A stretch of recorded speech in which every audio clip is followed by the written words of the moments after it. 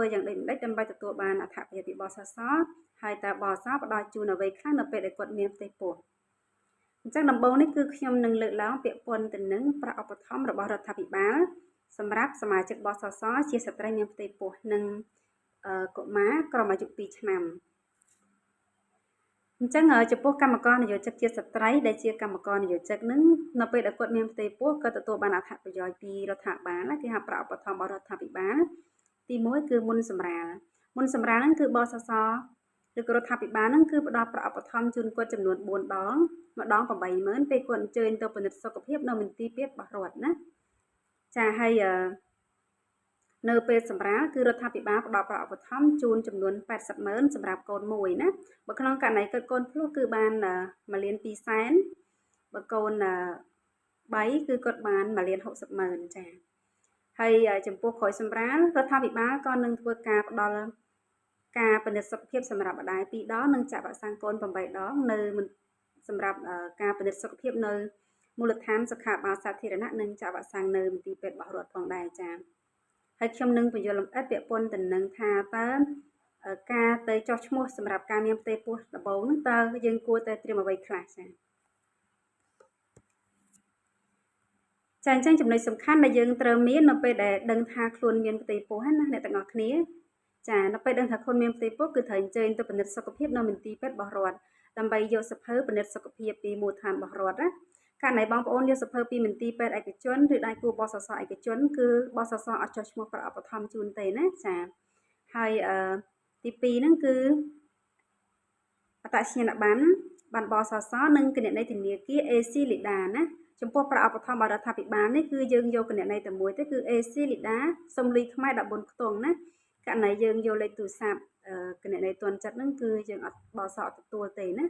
ចាសូមបញ្ជាក់បន្តិចពាក់ព័ន្ធទៅនឹងឯកសារសម្រាប់អត្តសញ្ញាណប័ណ្ណណាបើសិនជាក្នុងករណីអត្តសញ្ញាណប័ណ្ណរបស់បងផុតសុពលភាពអ្នកទាំងអស់គ្នាមានចង់សិលអត្តសញ្ញាណប័ណ្ណឬក៏កាន់ដៃអត្តសញ្ញាណប័ណ្ណដែលបញ្ជាក់ថាយើងបានទៅធ្វើហើយនឹងអាចធ្វើការភ្ជាប់ជាមួយនឹងឯកសារទៅជាមួយបានណាអញ្ចឹងបន្តទៀតនេះគឺខ្ញុំនឹងនិយាយអំពីប្រាក់ឧបត្ថម្ភរបស់រដ្ឋាភិបាលពេលសម្រាលអញ្ចឹងពេលសម្រាលហ្នឹងគឺរដ្ឋាភិបាលផ្ដល់ប្រាក់ឧបត្ថម្ភជូនបងសម្រាប់កូនមួយគឺបាន800,000ណា800,000កូន2គឺ1,200,000កូន31,60,000ចាអញ្ចឹងសួរថាតើធ្វើដូចម្ដេចដើម្បីទទួលបានប្រាក់ឧបត្ថម្ភទាំងអស់នោះចានៅពេលដែលបងទាំងអស់គ្នាមានទម្ងន់ចាប់ពី7ខែឡើងដែលអាចយកអេកូមកបញ្ជាក់ផងណា7ខែឡើងគឺសូមបងអញ្ជើញមកស្នាក់ការបសសណាមួយក៏បានដែរភ្ជាប់ជាមួយនឹងអេកូចុងក្រោយបញ្ជាក់អាយុរបស់កូនណាចាប់ពី26សប្តាហ៍ឡើងពីព្រោះបសសចាត់ទុកអាយុកើតគឺចាប់ពី26សប្តាហ៍ឡើងករណីកូនអត់ទាន់គ្រប់26សប្តាហ៍ទេគឺបសសអត់ចេញទម្រង់ទាមទារជូនបងទេណាចាអញ្ចឹង26សប្តាហ៍បងមកយកទម្រង់សិនណានៅក្រោយសម្រាលឯកសារដែលយើងត្រូវការភ្ជាប់មកវិញទី1គឺសុំទម្រង់ទាមទារប្រាក់ឧបត្ថម្ភ800,000ទី1ទី2លិខិតចេញពីមន្ទីរពេទ្យដែលមានត្រាបសសអញ្ចឹងកន្លែងនេះបងនៅពេលចេញពីមន្ទីរពេទ្យកុំភ្លេចយកឯកសារឬក៏លិខិតចេញពីមន្ទីរពេទ្យហ្នឹងទៅឲ្យបសសនៅពេទ្យវាយត្រាឲ្យណានេះខ្ញុំនិយាយតែក្នុងករណីដែលបងសម្រាលនៅមន្ទីរពេទ្យរបស់ដៃគូបសសទេណាចាអញ្ចឹងបងមួយចំនួននៅពេលចេញពីពេទ្យហើយគាត់ភ្លេចឲ្យបសវាយត្រាឲ្យអញ្ចឹងគាត់ត្រូវចំណាយពេលទៅមកហ្នឹងគឺខាត់ពេលវេលារបស់គាត់ណាអញ្ចឹងចេញកុំភ្លេចបសវាយត្រាឲ្យហើយទី2សេចក្តីចម្លងសម្បត្តិកំណត់កូនទី3គឺបានចាក់វ៉ាក់សាំងរបស់កូនណាបានលឿងណាអញ្ចឹងជាធម្មតានៅពេលដែលកូនកើតគឺពេទ្យគេត្រូវចាក់វ៉ាក់សាំងដំបូងឲ្យកូនហើយណាគឺគេមានបានចាក់វ៉ាក់សាំងមួយឲ្យកូនណាសូមធ្វើការផ្ទៀងផ្ទាត់ពាក់ព័ន្ធទៅនឹងឈ្មោះនៅក្នុងសេចក្តីចម្លងសម្បត្តិកំណត់កូននិងបានចាក់វ៉ាក់សាំងកូនសូមឲ្យមានការត្រឹមត្រូវគ្នាថ្ងៃខែឆ្នាំកំណើតឲ្យត្រឹមត្រូវគ្នាឈ្មោះរបស់ឪពុកម្ដាយសូមឲ្យត្រឹមត្រូវគ្នាណាករណីខុសឈ្មោះម្ដាយខុសឈ្មោះកូននឹងសូមធ្វើការកែតម្រូវបានត្រឹមត្រូវសិនចាំយកមកដាក់ណាចាបងកុំភ្លេចជួបមកជាមួយនឹងអត្តសញ្ញាណប័ណ្ណបសសនិងគណនីធនាគារ AC Lida លេខខ្មែរ14ខ្ទង់ណាអញ្ចឹងគឺសូមយកគណនីធនាគារដែលបងបានដាក់ការពីមុនណាការមុនសម្រាប់បងដាក់គណនីមួយណាគឺយើងយកគណនីនឹងវិញណាអត់យកខុសគ្នាទេណាចាអញ្ចឹងឯកសារមានតែប៉ុណ្្នឹងបើសិនជាក្នុងករណី បងស្រីគាត់សម្រាលគាត់ពិបាកធ្វើដំណើរមកខ្លួនឯងបានទេអាចឲ្យគ្រួសារចេញមកដាក់បានណាសូមឲ្យគាត់ភ្ជាប់មកជាមួយនឹងអត្តសញ្ញាណប័ណ្ណមកជាមួយផងដែរណាចាអញ្ចឹងនេះគឺគន់តែជាដំណាក់កាលទី2ទេគឺដំណាក់កាលនៅពេលសម្រាលនៅក្រោយសម្រាលគឺរដ្ឋាភិបាលផ្ដល់ប្រាក់ឧបត្ថម្ភជូនបងៗទាំងអស់គ្នា10ដងទៀតចា10ដងហ្នឹងគឺ2ដងសម្រាប់ការពិនិត្យសុខភាពម្ដាយនិង8ដងសម្រាប់ការចាក់វ៉ាក់សាំងកូនអញ្ចឹងក្រោយសម្រាលហ្នឹងបអសនៅពេលបងទៅយល់បអសគេបានបញ្យល់បងឲ្យថាសុពលភាពនៃការទាមទារប្រាក់ឧបត្ថម្ភ80ម៉ឺនហ្នឹងគឺមានរយៈពេល1ឆ្នាំគិតចាប់ពីថ្ងៃសម្រាលប៉ុន្តែបសសលើកទឹកចិត្តឲ្យបងយកឯកសារទៅដាក់វិញកុំឲ្យលើស10ថ្ងៃក្រោយសម្រាលពីព្រោះក្រោយសម្រាលគឺរដ្ឋាភិបាលនឹងផ្ដល់ប្រាក់ឧបត្ថម្ភជូនបងសម្រាប់ការពិនិត្យសុខភាពក្រោយសម្រាលហ្នឹងណាចា10ថ្ងៃក្រោយគឺឲ្យធ្វើការពិនិត្យសុខភាពហើយអញ្ចឹងករណីបងមកយឺតជាង10ថ្ងៃអាចលើស12 13ថ្ងៃអញ្ចឹងគឺបងអាចនឹងខាត់បងអត្ថប្រយោជន៍នៃការពិនិត្យសុខភាពក្រោយសម្រាលអាចម្ដង2ដងទៅតាមជាក់ស្ដែងនៃការបដាក់ឯកសាររបស់បងចាចឹងនៅពេលដែលក្រោយសម្រាប់បងយកឯកសារទាមទារប្រាក់ឧបត្ថម្ភ80ម៉ឺននឹងមកដាក់ហ្នឹងគឺមន្ត្រីបសសឬបុគ្គលិកបសសហ្នឹងនឹងចេញតារាងពិនិត្យសុខភាពក្រោយសម្រាលនិងចាក់វ៉ាក់សាំងកូនជូនណាកន្លែងនេះខ្ញុំសូមបញ្ជាក់បន្តិចណានៅពេលដែលបងអញ្ជើញទៅពិនិត្យសុខភាពក្រោយសម្រាលករណីពេលបញ្ចូលឲ្យបងអត់ចូលពេលរកឈ្មោះអត់ទាន់ឃើញអីហ្នឹងគឺបងសូមឲ្យពេទ្យចេញឯកសារបញ្ជាក់ពីការពិនិត្យសុខភាពទុកសិនណាសូមឲ្យពេទ្យកូពីឲ្យក៏បានដែរសំខាន់មានឯកសារបញ្ជាក់ថាបងបានអញ្ជើញទៅពិនិត្យសុខភាពចំតារាងដែលបសសចេញជូនអញ្ចឹងបងអាចយកឯកសារទាំងអស់ហ្នឹងមកធ្វើការដាក់បណ្ដឹងជាមួយនឹងបសសឡើងវិញបានណាឲ្យខាងបសសបញ្ចូលលុយឲ្យវិញណាចាទី2ក្នុងករណីបើសិនជាកូនបងគ្រុនឬក៏ក្តៅខ្លួនចាំថ្ងៃពេទ្យណាត់ចាក់វ៉ាក់សាំងពេទ្យអត់អាចចាក់វ៉ាក់សាំងជូនទេពេទ្យដឹងតែលើកថ្ងៃហើយណាតែករណីកូនយើងគុណក្តៅខ្លួនហ្នឹងគឺពេទ្យអត់ចាក់វ៉ាក់សាំងទេណាចាបើសិនជាពេទ្យលើកថ្ងៃសូមបងឲ្យពេទ្យចេញឯកសារបញ្ជាក់ថាកូនបងគ្រុនឬក្តៅខ្លួនដែលត្រូវលើកថ្ងៃចាក់វ៉ាក់សាំងណាចាហើយចាំចាក់វ៉ាក់សាំងកូនរួចរាល់ចាំបងយកឯកសារបញ្ជាក់ពីការពិនិត្យសុខយកឯកសារបញ្ជាក់អំពីការលើកថ្ងៃនៃការចាក់វ៉ាក់សាំងនឹងជាមួយនឹងបានចាក់វ៉ាក់សាំងកូនមកជួបបសសវិញដើម្បីស្នើសុំដូរតារាងចាក់វ៉ាក់សាំងចាធម្មតាតែពេលលើកថ្ងៃចាក់វ៉ាក់សាំងហើយគឺការចាក់លើកក្រោយរបស់បងហ្នឹងគឺរបស់កូនបងហ្នឹងគឺដឹងតែខុសពីតារាងនៃបសចេញជូនអញ្ចឹងគឺចាំបាច់ត្រូវតែដូរតារាងចាក់វ៉ាក់សាំងករណីបងឲ្យមានឯកសារបញ្ជាក់ថាកូនបងគុណឬក្តៅខ្លួនទេគឺបសសអត់អាចដូរតារាងជូនបងបានទេណាយើងអត់មានឯកសារបញ្ជាក់អញ្ចឹងគឺអាចចាត់ទុកថាវាជាការទៅចាក់វ៉ាក់សាំងខុសតារាងដែលបសបានធ្វើការចេញជូនណាចាអញ្ចឹងខ្ញុំចង់ធ្វើការសរុបសេចក្តីបន្តិចពាក់ព័ន្ធទៅនឹងប្រាក់ឧបត្ថម្ភរបស់រដ្ឋាភិបាលសម្រាប់កម្មករនិយោជិកជាស្ត្រីនិងកុមារអាយុក្រោម2ឆ្នាំណាអញ្ចឹងសរុបមកមុនសម្រាប់រដ្ឋាភិបាលផ្ដល់ប្រាក់ឧបត្ថម្ភជូនបង4ដងម្ដង80000អញ្ចឹង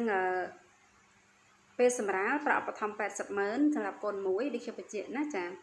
ញ្ចឹងពេលក្រោយសម្រាប់ហ្នឹងគឺបសផ្ដល់ជូនប្រាក់ឧបត្ថម្ភចំនួន10ដងទៀតណា2ដងសម្រាប់ការពិនិត្យសុខភាពម្ដាយនិង8ដងសម្រាប់ការចាក់វ៉ាក់សាំងកូនម្ដងបាន80000ជាងគិតជាទឹកប្រាក់សរុបរបស់រដ្ឋាភិបាលមុនសម្រាប់ពេលសម្រាប់និងក្រោយសម្រាប់គឺមានចំនួន1,092,000ណាចា1,092,000នេះគឺគ្រាន់តែជាប្រាក់ឧបត្ថម្ភរបស់រដ្ឋាភិបាលទេអញ្ចឹងនៅប្រាក់បំណាច់70%របស់សមាជិកបសទៀតប្រាក់បំណាច់70%ដែលបសសផ្ដល់ជូនសម្រាប់ស្ត្រីមានផ្ទៃពោះក្រោយសម្រាលណាចាអញ្ចឹងកន្លែងនេះបងសួរថាតើ70%យើងបានប៉ុន្មានគឺអត់បានដូចគ្នាទេណាគឺអាស្រ័យទៅលើប្រាក់ឈ្នួលជួបភិក្ខទានដែលប្រកាសមកបសសអញ្ចឹងប្រាក់ឈ្នួលជួបភិក្ខទានដែលប្រកាសមកបសសខ្ពស់បំផុតគឺ1,200,000ករណីប្រាក់ឈ្នួលបងខ្ពស់ជាង1,200,000គឺគេយកត្រឹម1,200,000ទេណាចាករណីប្រាក់ឈ្នួលរបស់បងទាបជាង1,200,000ប្រមាណគេយកតាមជាក់ស្ដែងលើត្រាតែវាទាបជាង400000ព្រោះប្រាក់ឈ្នួលជួបភិក្ខទានទីបំផុតរបស់បសគឺកំណត់400000ណាចាករណីទាបជាង400000គេយកត្រឹម400000ទេណាចាអញ្ចឹងចន្លោះកណ្ដាលប្រមាណហ្នឹងគឺយកប៉ុណ្ណឹងលើសពី1,200,000គេយក1,200,000អញ្ចឹងការគណនានៃប្រាក់ឈ្នួលជួបភិក្ខទានដូច70%របស់សមាជិកបសមួយនឹងគឺអត់ដូចគ្នាទេណាបើសិនជាលើសពី1,200,000តែម្ដងគឺស្រួលគណនាគឺអាចបាន2,052,000ណាចាអញ្ចឹងធ្វើម៉េចដើម្បីទទួលបានប្រាក់បំណាច់មិត្តភាព70%ហ្នឹង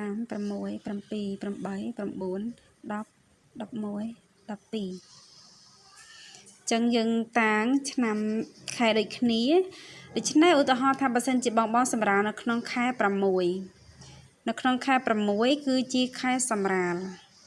ខែ6ឆ្នាំ2025ដូច្នេះតើយើងនឹងរកភាគទានពីខែណាមកអញ្ចឹងយើងត្រូវរកពីខែ7ឆ្នាំ2024យើងរកពីហ្នឹងណាបានគ្រប់12ខែណាមិនជាខ្ញុំរកឲ្យមើលខែ7នេះតាំងឲ្យខែ1ណា1 2 3 4 5 6 7 8 9 10 11 12 ចឹងវាត្រូវគ្រប់12ខែនិងខែដែលគាត់សម្រាលហ្នឹងអញ្ចឹងយើងគិត9ខែក្នុងកំឡុងពេល12ខែចុងក្រោយអញ្ចឹងកន្លែងនេះគឺគាត់អត់មានខ្វះភាគទានរបស់គាត់ទេគឺភាគទានគិតគ្រប់លើសផងណាចាចាំបើសិនជាក្នុងករណីថាគាត់អត់បានធ្វើការទេនេះពីខែនេះក៏អត់បានធ្វើការទេគាត់ចូលធ្វើការនៅខែ9តែម្ដងខែ9បានគាត់ចូលធ្វើការខែ9ឆ្នាំ2024គាត់ចូលធ្វើការតែគាត់សម្រាប់នៅខែ1ឆ្នាំ2025អញ្ចឹងភាគទានយើងរាប់មើលទៅដល់តែគ្រប់ពីខែ9ហ្នឹងទៅខែ9 10 11 12ខែ1ភាគទានមានតែ5ខែទេគឺតួថ្ងៃសម្រាប់ដូច្នេះ 70% គាត់គឺអត់បានទេណាចាប៉ុន្តែនឹងការមើលទៅលើថា9ខែក្នុងកំឡុងពេល12ខែចុងក្រោយយើងមើលយ៉ាងម៉េចហ្នឹងគឺដូចខ្ញុំបញ្យល់មិញអញ្ចឹងគឺយើងអាចបងអរគ្នាអត់ចេះមើលអាច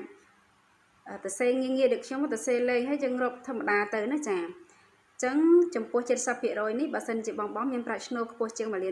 នគឺអាចទៅបើប្រាក់ឈ្នួលខ្ពស់ថេណាអាចបានមក2.52 លានណាចាបើប្រាក់ឈ្នួលទាបជាងនឹងប្រកាសមកមួយខែខុសគ្នានឹងតាមជាក់ស្ដែងនៃប្រាក់ឈ្នួលដែលប្រកាសមកបសសណាចាអញ្ចឹងយើងបូកទៅប្រាក់ឧបត្ថម្ភរដ្ឋាភិបាល1.92 លាន1.92 លានប្រាក់ឧបត្ថម្ភប្រាក់បំណាច់មិត្តភាពពីបសស2.52 លានអញ្ចឹងបូកចូលគ្នាទៅវាបានខ្ទង់4.44 លានដែរចាអញ្ចឹងបើកូនភ្លោះទៀតបានកាន់តែច្រើនជាងនឹងបងប្អូនចាអរគុណច្រើនអញ្ចឹងវីដេអូរបស់ខ្ញុំចែករំលែកថ្ងៃហ្នឹងគឺមានតែប៉ុណ្្នឹងទេនៅថ្ងៃស្អែកខ្ញុំនឹងធ្វើការចែករំលែកអំពីចំណេះដឹងផ្សេងទៀតពីបសសចាកុំភ្លេចតាមដានជាមួយគ្នាករណីបងទាំងអស់គ្នាមានសំណួរចម្ងល់ពាក់ព័ន្ធទៅនឹងបសសអាចធ្វើការ comment សួរខាងក្រោមវីដេអូរបស់ខ្ញុំបានណាសំណួរណាខ្ញុំឆ្លើយបានខ្ញុំឆ្លើយណាសំណួរណាឆ្លើយអត់បានខ្ញុំសូមទុកសិនចាំសាវជ្រាវរកបានតែខ្ញុំឆ្លើយតបណាចាហើយការបកស្រាយឬការបញ្យល់នេះគឺខ្ញុំធ្វើ ធ្វើការបកស្រាយនិងបញ្យល់តាមបទពិសោធន៍ក៏ដូចជាចំណេះដឹងដែលខ្ញុំបានរៀនសូត្រពីបទសរសើរផងដែរករណីខុសត្រូវឬក៏មានការឆ្គងកន្លែងណាចាសូមអភ័យទោសផងដែរចាសូមអរគុណជួបគ្នានៅវីដេអូក្រោយចា